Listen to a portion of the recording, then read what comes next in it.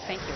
Fox News alert now because Marco Rubio, the camp, slamming Ted Cruz today over some dirty campaign tricks. It all stems over a CNN report claiming Rubio's advisors had suggested that he drop out of the race before the Florida primary next week. Well, that's an allegation that Rubio's team vehemently denied on CNN yesterday.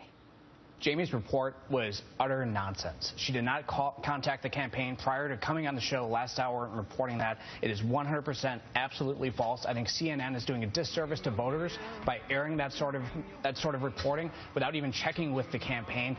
Wolf, I have a lot of respect for you, but I'm going to ask you to stop reading that sort of fiction on air because it is not true at all. If Jamie had checked with the campaign, if Jamie had good in the campaign, she would have known that that is not true. That is fiction, and CNN should stop reporting it. Wow. Well, shortly after that, Cruz's team allegedly sent out this email to voters in Hawaii. Remember, they're voting today with the subject line, wasted vote, and outlining why voting for Marco Rubio would be a mistake. Rubio's team calling the move disgusting. Joining me now to talk more about this, the perfect person. Alex Conant is the communications director for the Rubio campaign. Great to have you back on The Real Story. What is the real story in your mind? Because we're just getting word right now from the Cruz camp, from their spokesperson, Alice Stewart. She's saying that that email that went out to Hawaii supporters, Republicans, was that it was not sanctioned by the Cruz for President campaign, that they admit that some volunteers actually sent that out, but it wasn't from them. Your response?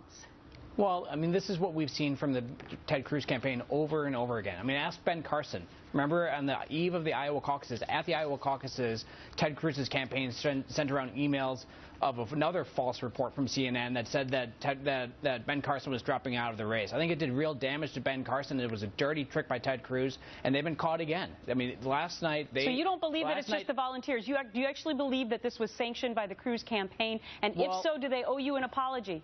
Ted Cruz's communications director was tweeting last night this false report. So I have no doubt that Ted Cruz's supporters and volunteers in Hawaii saw her tweets and turned around and started sending out emails. Look, there's a pattern and a culture within the campaign, within the Cruz campaign, where the truth just doesn't matter. And it is said at the top. Remember, he's already had to fire one communications director because he was spreading misinformation about Marco Rubio, questioning Marco's Christian faith.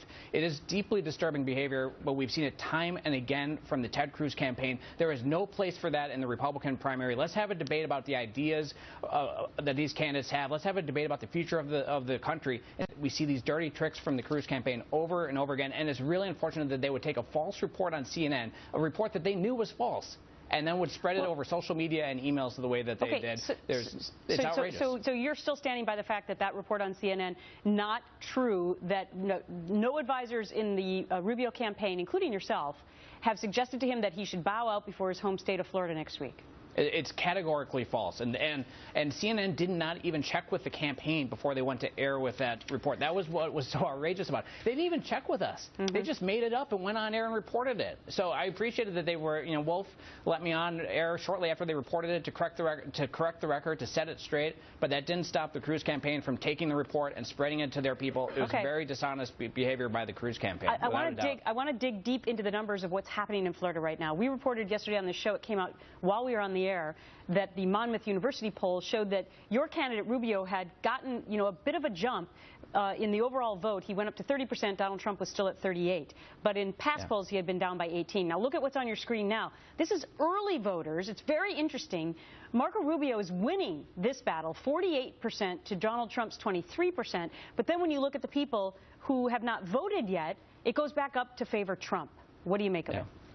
Well, what I make of it is that there is only one person in Florida that can beat Donald Trump. And as your previous segment just said, beating Donald Trump in Florida is key to stopping him from becoming the Republican nominee. So I think any viewers right now that are in Florida, if you want to stop Donald Trump, mathematically, the only way to do it is by going today. There's early voting happening now in Florida. Go today and vote for Marco Rubio for president, because if we win Florida, then we will stop Donald Trump from becoming the Republican nominee.